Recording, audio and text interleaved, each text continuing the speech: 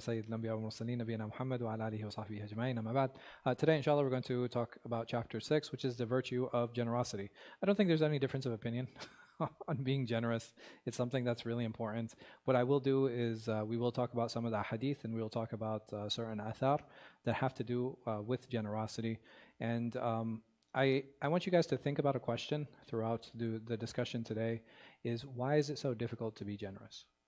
All right, so we're going to look at some of the narrations, inshallah, and then we're going to talk about it. But it is something that I want you guys to think about, and then we'll come back to the question toward the end of class.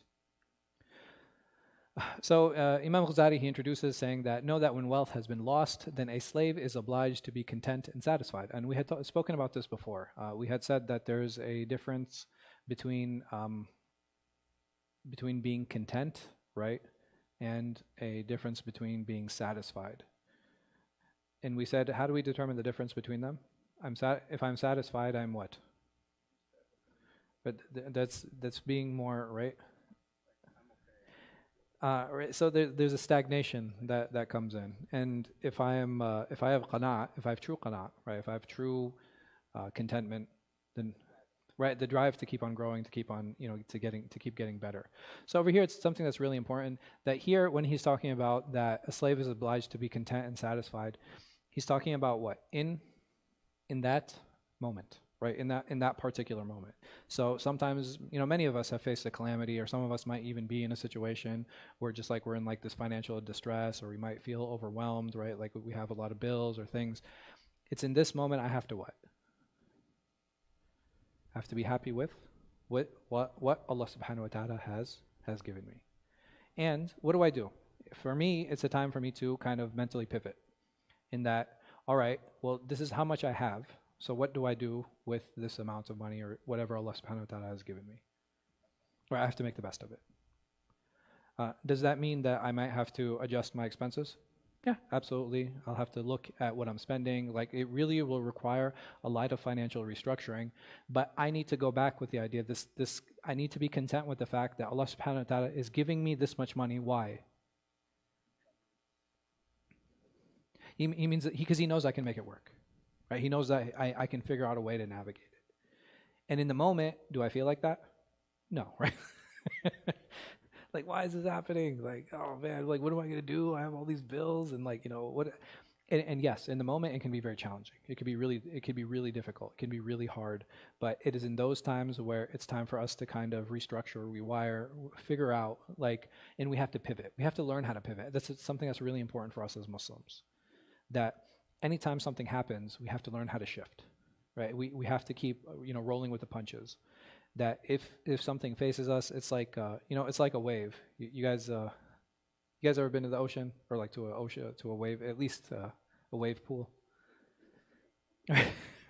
So what happens if you jump into the wave? Right, it's going to pick you up and it's going to take you. What if you go with the wave? Right, you'll stay in the same place, right? You're not going to move a lot. We have a lot of good experience with wave pools over here. So, so that's how it is with life, right? Sometimes things are good, sometimes things are overwhelming, but even in those times of overwhelming, Allah subhanahu wa ta'ala has always given us a means and given us a way out. And over here, he says that when it's available, so when you have wealth, when Allah subhanahu wa ta'ala has blessed you, then he is obliged to be generous and altruistic, show good, and so that he can distance himself from miserliness and stinginess.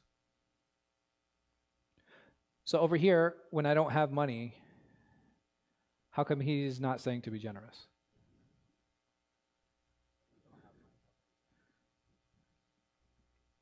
Should I be generous when I don't have money? Is there a time where I shouldn't be generous?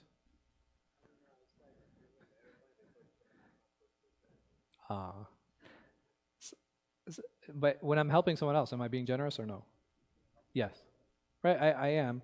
So what message should I take away from this? Yes. Right, I have to help myself first. And then I can go ahead and I can start helping others. Right, this is something that's really important. If I'm not in a position where I have stability, then how can I help bring stability? I have to model stability before I can help others with that. And if I'm unable to bring stability to myself, and not just that, why would somebody else trust me? Right? If they see me as financially unstable, And if they see me, someone who's like not good with their money, and I'm like, hey, listen, I got I got a couple ideas for you. They're gonna be like, okay, yeah, I got an idea. Why don't you keep those ideas for yourself? And if they work for you, come back and talk to me. So that's something that's really important. And I actually liked how Imam al-Ghazali framed this. And he says here, he closes with this, and I think this is something that's really nice. And then he starts listing off all these narrations. He said, generosity is a prophetic trait. He said that there are a number of traits that you'll find, and it's not necessary that you'll find every single trait in every single prophet, but one thing that you will find with all the prophets is that they were what? Generous. And if you find this trait amongst all of the greatest of creation, that it means that we should show that characteristic that much more, and that it should take more priority with us. And he says that it's a foundational one for success. If I want to be successful, then I need to model generosity.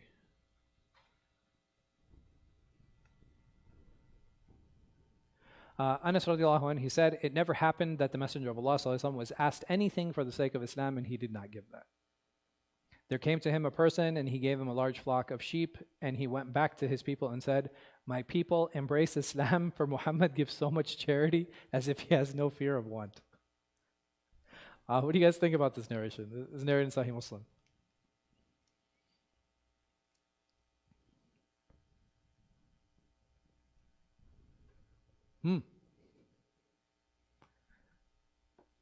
A guy came and asked, and the Prophet said, he said, here, take this flock of sheep. Yeah. Not one. He didn't say, here, have this sheep. He said, he said, take the whole flock. Right? He took the whole flock and he went back to his village. He's like, yo, this guy, he gives money like it's free, right? Like he doesn't care. Was it so the Prophet ﷺ, did he have that person in mind? Was there something specific with this individual? Or do you think he gave a flock of sheep to every single person who stopped by?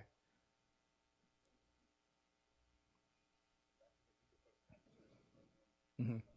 I think he was appropriately generous. Sallallahu Alaihi Wasallam. And he saw that this person was the type who would what? Would he just take it and like not tell anyone and just mind his own business and start grazing the flock? No. What did he do? What was the first thing he did? Right? He spread the word. The Prophet ﷺ knew who this individual was. Right? He dealt with him. He's like, okay, I got a solution for this guy. And he's like, you know, I just need a little bit of help. And the Prophet ﷺ was like, yeah, sure. He's like, take the sheep. He's like, this one? He's like, no. Take these sheep. And the guy, you know, just about his like jaw probably dropped. Like, what is going on? Like, he's like looking back a second time. Like, yo, is he being serious? Huh? No. So it looked like it was an individual who came and asked him, and then he went back and he told his people. And what do you think happened with his people?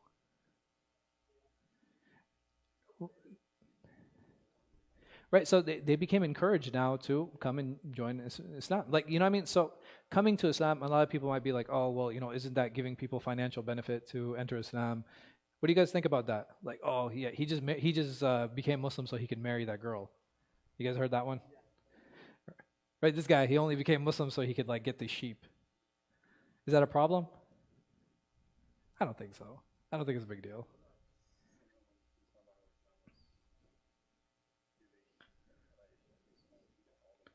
Mm-hmm. Yeah, to the Ansar. Yes. Yeah. Yes. He's like, I trust you guys. Like you guys are my backbone. Like I don't need to give you anything for you to follow me. But these guys are weak, right? They're weak. They need a little bit of push. They need a little bit of help. And even one of the categories of zakat early in Islam was what? Mu'allafat al-qulub, right? So yeah, actually, there are people, they didn't know what to do, and they're like, well, if you become Muslim, you'll get money. You'd be like, well, you know what? I might just become Muslim then. And the reason I say there's nothing wrong with that is not because, you know what I mean? Like, you have, like, Christian missionaries, what do? They'd be like, oh, you want medicine? Well, I just need you to proclaim that Jesus is your Lord and Savior, right? But that's very different than what? Holding somebody ransom. right? Which is what I think happens very often with a lot of these missionaries. But in Islam, giving incentive for someone to become Muslim, do you think that's problematic? No, not at all. Allah subhanahu wa ta'ala gives us incentive to stay Muslim. He's like, there's paradise, there's rivers, like this is an amazing place, you know what I mean? It's like super safe, you get all these like baller clothes, like, you know what I mean? And it's just, it's there, having that incentive is something that's really important. It's really ingrained in us to be motivated for things, and Allah subhanahu wa ta'ala has placed those motivations. And if we place worldly motivations in front of people, this is not an issue. There is an individual known as Muhajir Sulaim. So this individual, he actually migrated for Sulaim. She said, he's like, Sulaim, you know, I want to marry you, please, you know. She was like, okay, I'll marry you on one condition. He was like, what? She's like, you need to migrate and you need to become Muslim. He was like, bet. So he migrated and he became Muslim and he married Sulaim. And guess what he was known as? He was known as Muhajir Sulaim. He was known to be the one who migrated for Sulaim. Nobody criticized him. Nobody chastised him. Nobody said, oh, you know, look at this guy. He came for this woman and blah, blah, blah. Because this shows what our priorities actually should be. We should be happy that an individual wants to embrace Islam. One of my personal pet peeves is like, Sheikh, you know, this person wants to take Shahada. And I'm like, all right, you know, are you ready to take your Shahada? They're like, well, aren't you going to ask him questions? I'm like, why? Like, he wants to take his Shahada. I'll ask him all kinds of questions afterward. Let him take his Shahada first and then we'll figure it out. But it's really like, you know, I grew up in the culture, and this is like, I mean, you guys are much younger, mashallah, but like I grew up in a culture where there's like literal interrogation of people before they would take their Shahada. It's like, why are you taking your Shahada? What do you believe about Jesus? And like, do you claim the Trinity is false? Yes. Mm-hmm.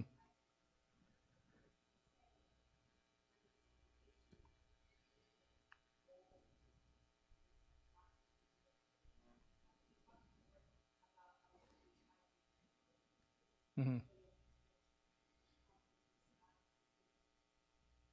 Sure.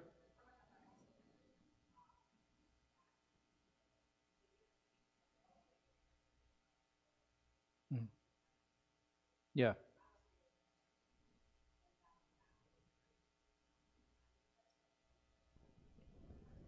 Yeah. Yeah. So, what are the conditions for a couple to be married? That they both be Muslim. So once a person says, Ashhadu an la ilaha illallah, wa ashhadu anna Muhammadan Rasulullah, what do I need to investigate? Like, hey, I need you to pray.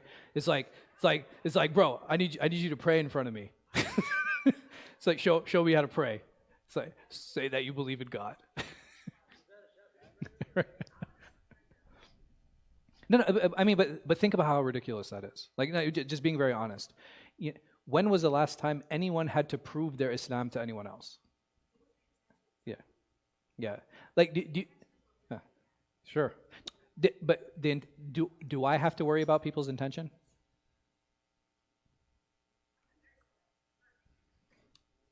Do I need to worry about people's intention?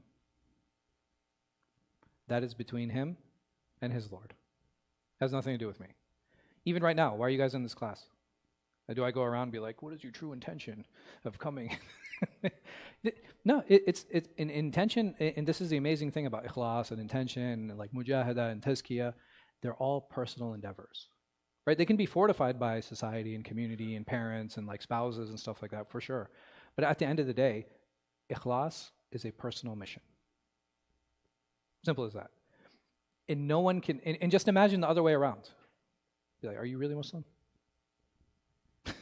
just think about that. Be like, are you really Muslim? Yeah, I don't know. Like, prove it. Like, what am I supposed to prove? But I was supposed to like open my, you know what I mean? Like open my chest and be like, look at my heart. No, it's like clean. No, these aren't provable things, right? Either you believe or you don't. Now, if a person comes to me, even the Prophet sallallahu alaihi wasallam, he had people who prayed with him. He had people who fought with him. He had people who gave zakat. And I don't know of cases where he sallallahu alaihi wasallam actually prohibited marriages to a group of people we know to be munafiqeen. Why? Yes. Well, he sallallahu alaihi wasallam did. Right? So this is an important point. He sallallahu alaihi wasallam knew exactly He could walk around and be like, yep, this guy and that guy and she for sure. Yeah, right, you know what I mean? Like, he knew. Allah subhanahu wa ta'ala told him. But why didn't he do anything about it? Okay, huh, yeah. Imagine if he set the precedent. Imagine if he started executing them. What would happen in later generations? I'm sorry? Who would stop me now to say you're a munafiq? Absolutely. Right? The Prophet ﷺ, he said himself when he was asked, like, I think it was Umar who came to him and he complained. He's like, Ya Rasulullah, like, you know who they are. Why don't we just cut their heads off, dude? Like, these guys are just waste of breath. They're holding us back. And he's like, I don't want the people to say about me that Muhammad kills his followers. Yes? Something wrong? Yeah, please. Yeah. I'm like falling asleep. Yeah, and the thing is, just imagine if that tradition continued like in the next generations, where now you can just have anybody claim anybody is a munafiq. Right? You just be like, well, no, this guy's a munafiq. And the thing is, subhanAllah, if you look, and this has actually happened in Muslim countries today. In Pakistan, they have this law, it's called Tawheen al-Risala. And basically, these are individuals who openly defy and curse the Prophet Muhammad ﷺ. They actually have capital punishment laws. The problem is you know how those laws are applied? Where you have random people being like, oh, he did Tawheen. Now, what happens? Like, you have chaos. Like, you have absolute chaos. And you know who I can do that against? I can do it against my opponents. If there's anyone I dislike, be like, oh yeah, he's a munafiq. Off with his head.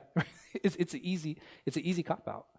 So it's actually a very dangerous precedent, and it's out of his wisdom, sallallahu alayhi wasallam, that he actually never imposed that. He never did anything about it. And I think that's something that's really important. And I think it's a huge lesson for us that, hey, listen, as long as a person shows that they're Muslim, I am obligated to what? I have to deal with him as a Muslim. That's it. Right? Someone gives me assalamu alaikum, someone I see him praying next to me, somebody I see coming, putting money in the thing, I have no right to doubt their Islam at all. I have no right to doubt their Islam. I will deal with them as a Muslim. Like, I've had people come up to me and say, assalamu alaikum. I'm like, wa alaikum salam. He's like, hey, I'm the local rabbi. Right? Up until that point, I would deal with him as a what? As a Muslim. And the moment he told me, like, hey, I'm a rabbi, or I'm a pastor, or like, hey, I'm a Christian, at that point, I'd be like, okay, khalas. You know, this person clearly isn't Muslim because now they're telling me they're not. But up until that point, everybody has that right to be treated as a Muslim unless they show otherwise, or unless they're, you know what I mean? Like, I'm not going to go around America assuming everybody's Muslim, right? it's very different. But if I'm in Somalia, or if I'm in Egypt, or if in Morocco, right, I would automatically assume that the people living there are Muslim. So I think that's something that's really important. So here, Isa alayhi salam, he said, perform much of what fire cannot consume. It was asked, and what is that? He said, being good to others. And this is important, right? Being good is part of generosity. It's important for me to be good to others. It's important for me to interact well with others. It's important for others to be happy and look forward to seeing me and to being around me. Abu Hurairah radiallahu anhu, he narrates that the Prophet ﷺ said, generosity is closeness to Allah, or is proximity to Allah, closeness to paradise, close to the people, and far from the fire. Stinginess is far from Allah, far from paradise, far from the people, and close to the fire. The ignorant, generous person is more beloved to Allah than the worshipping, stingy person.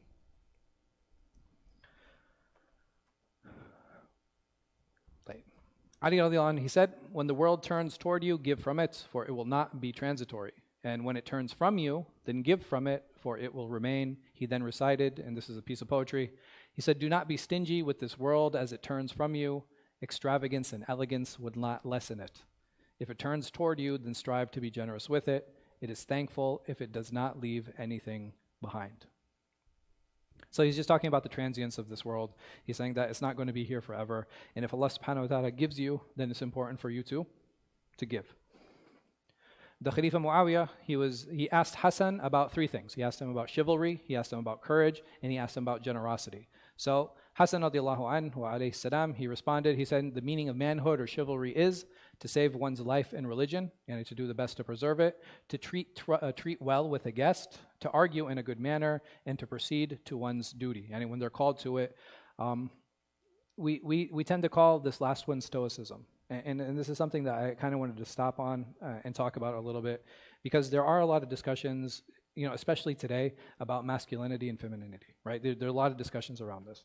So over here, To be stoic, right? For a man to be stoic, what does that mean? What does that entail? And is that problematic? Everybody's scared. It's an open forum. It's a discussion. Is it all right? Is it good? Yes. Depends. Is it bad? Is it good? Is being stoic. So what does stoic mean? Meaning that listen, regardless of what is going on, this is what needs to get done. And I will block out my emotions and feelings in order to get to this goal. I think stoicism in and of itself is pretty benign, right? It could be either good or bad. But in this context, what does it mean? In this context, it's good, right? Because he's talking about it in a good way, in a positive way. How can it be good? How can pushing your feelings and emotions aside be good? Like, don't we have to be vulnerable? You know what I mean? No? No vulnerability? Yes.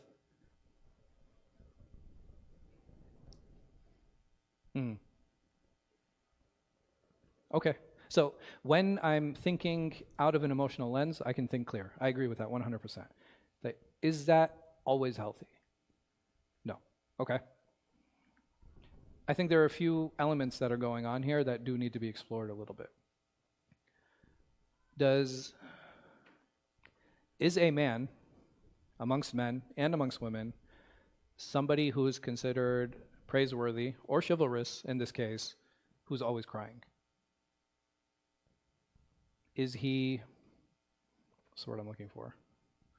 Is he attractive, right? You know, is this someone like who women will want to marry? Someone who's always crying? Yeah. I was like, wow, like, I didn't know that was a thing, but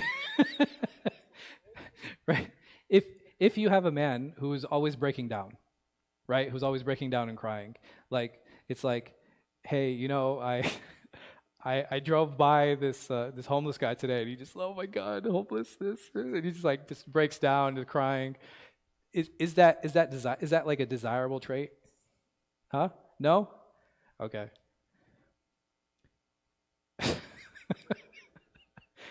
So I think we agree on that.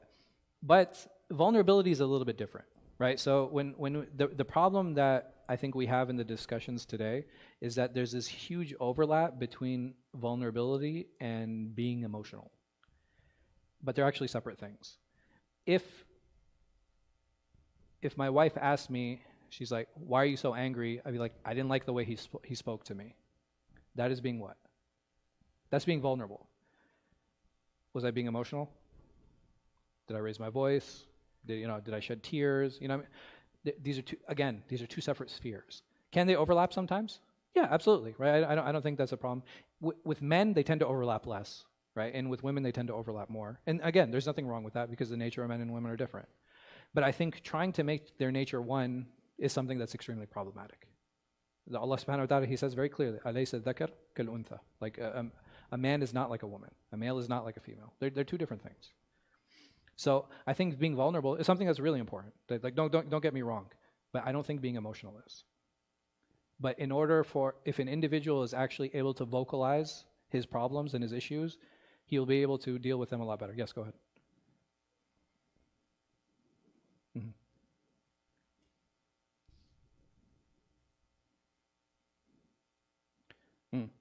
MashaAllah, that's a good question.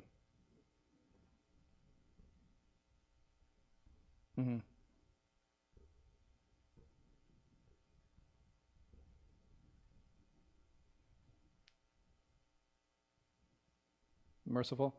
So that's one way to understand it. But in general, if you look at Allah subhanahu wa ta'ala and how He addresses audiences throughout the Quran, He tends to address who? I want you to think about this. Men are addressed for sure, but it's usually they're being addressed because in the language, when you address a group of men, that's how plurality is expressed. The ones who have power. Ahsant, very good. So when it comes to power dynamics and relationships, Allah subhanahu wa ta'ala tends to address those individuals who have the greater power within the relationships. And why is it that He addresses them? Because an individual who has power there's more opportunity for him to what? Abuse it. And that's why men are addressed more often than women. Are there situations where women are addressed in spite of men? Yes. Allah subhanahu wa ta'ala says, وَقُلْ لِلْمُؤْمِنَاتِ يَغُضُّنَّ مِنْ أَبْصَارِهِنْ وَيَحْفَظُونَ مِنْ فُرُوجِهِنْ وَلَا تُبْدِينَ مِنْ زِينَتِهِنْ. So Allah subhanahu wa ta'ala, He says to men, He says, lower your gaze and protect your private parts. But He says to women three things. He says, lower your gaze, protect your private parts, and don't show your beauty. Why does He tell them that? Because their beauty affects men. But He doesn't say that to men. Why? Because the men don't have that power over women. But women have this power over men. So it's very important to keep in mind, like, so is it possible that Allah subhanahu wa ta'ala tells men this? Yeah, because this is something that they're lacking. Right? It's something that they don't have. It's a strength that they don't carry. And even if you look, like, emotional stamina is, right, you have physical stamina, you have emotional stamina. Men tend to have more physical stamina, unless you look at birth, right, which is an exceptional case, but I think that has more to do with women's emotional stamina, which is why you'll see them more in support fields. You'll see them as teachers, you'll see them as nurses, in the medical field, right?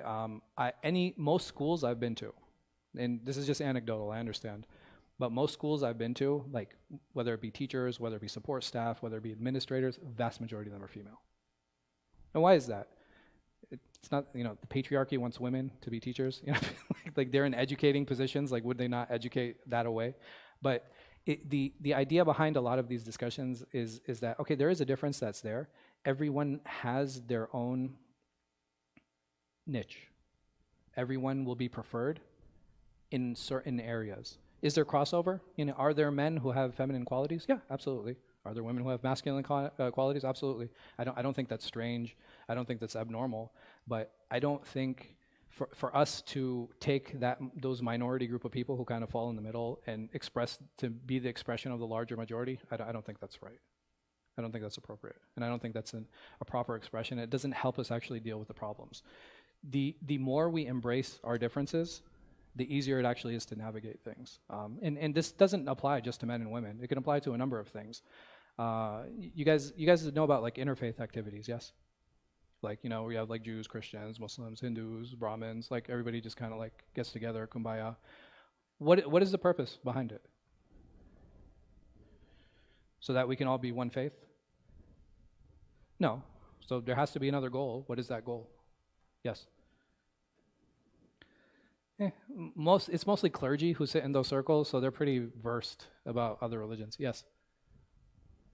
Okay, peace, you're right. I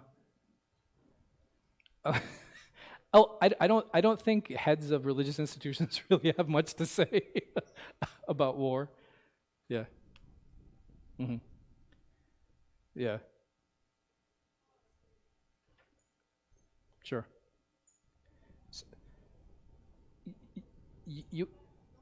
So you actually have more war in irreligious societies. More people have been killed in, like, Stalin's Russia and Mao Zedong's China than any other religion-based thing. But anyway, you were right in the sense that it's politics, right? It's politics. The reason that these religious institutions get together, it's political, right? There are political reasons behind it, meaning that in case, like, if somebody attacks one group, then everybody in the group will support and stand for that person. So these are all political alliances that are being built. How do those political alliances actually become fruitful and move forward? Does it make sense for all of these different faiths to have faith-based activities? No. Why? There's going to be conflict, right? There are different faiths. But do you think that every one of these congregations has youth that play basketball? Yes. Does it make sense to have an interfaith basketball team or basketball league? Why? Because it's a shared interest. Embracing those differences and understanding them help navigate relationships. Like I said, whether those relationships between men and women, whether those relationships be between people of other faiths, other denominations. How do we deal with Shia? It's going to be the same thing. We deal with Shia by embracing our differences and understanding, like, hey, it's like, oh, no, listen, y'all do your thing. We're going to do our thing. You guys want to open up a soup kitchen together? We can agree on that. I had one of the imams of not the imam, he was the president of, like, one of the Shia masajid when I was in Jersey, and he said to me, he's like, I would love to have, like, a joint Islamic school. I'd be like, cool, I'm totally with that. We would just separate for Islamic studies. He's like, oh, we're the same thing. I was like, no, we're not. We're not the same thing. And I said, until we understand that we are different, we're not actually going to be successful and move forward. But allowing our children to socialize together, it'll make it, the animosity will what? It'll go down. It doesn't mean I need to accept what you're believing or that you need to accept what I'm believing, because our kids go to kids of other denominations and other faiths all the time. So going to school with a Shi'i is less of a problem for me as long as I make sure that my child is being educated with a Sunni education. Within the masjid. This masjid here, how many nationalities, how many ethnicities do we have? We have like 50 or something. How do we deal with that?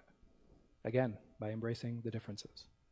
And what does that mean? That sometimes Somali culture needs to be celebrated, sometimes Moroccan culture needs to be celebrated, sometimes Sudani culture needs to be celebrated, sometimes Pakistani culture needs to be celebrated. And then what happens is when everybody feels like they have ownership over the space, what happens? It becomes easier to work together and come together. But if I feel this is the Arab masjid, or if I feel this is the Somali masjid, or if I feel this is the Pakistani masjid, how involved and how much empowerment and ownership do you think I have, or I feel? Like little to none. You know, may Allah subhanahu wa ta'ala give us tawfiq. I think there are a few more narrations. When is Maghrib? Oh, did they make it then? No, they should have made it then. Can you just double?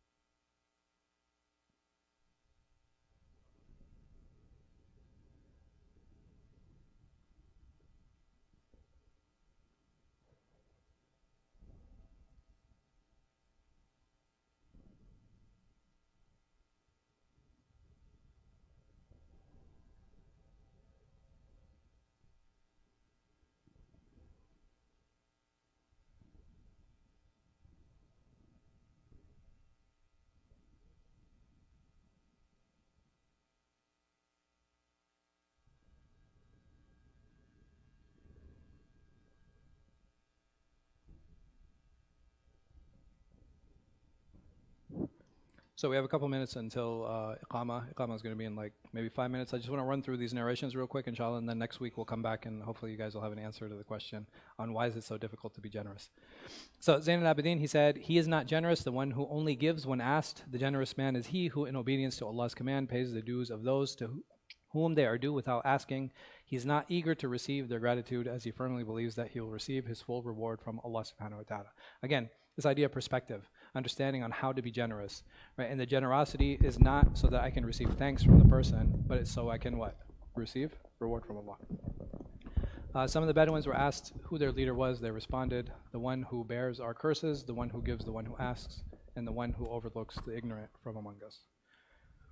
You know, Hassan al-Basri was asked, what is generosity? He said, whatever you happily give in the way of Allah is generosity. It was asked, what is miserliness? He said, not to spend in the way of Allah is miserliness.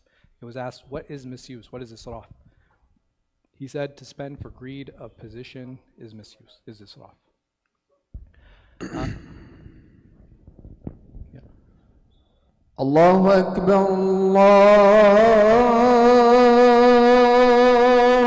Akbar.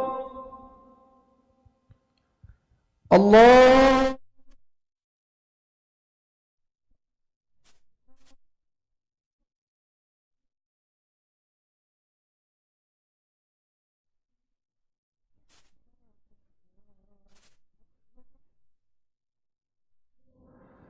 أشهد أن لا إله إلا الله.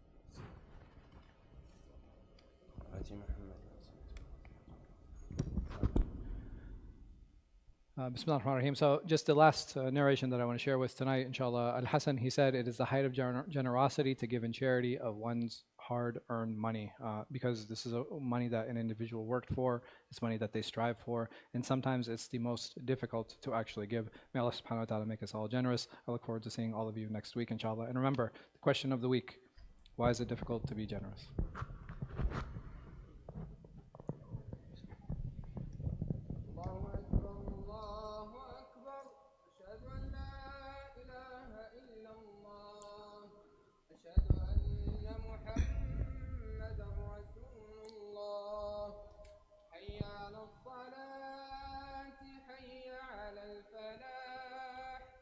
قد قامت الصلاة قد قامت الصلاة الله أكبر الله أكبر لا إله إلا الله.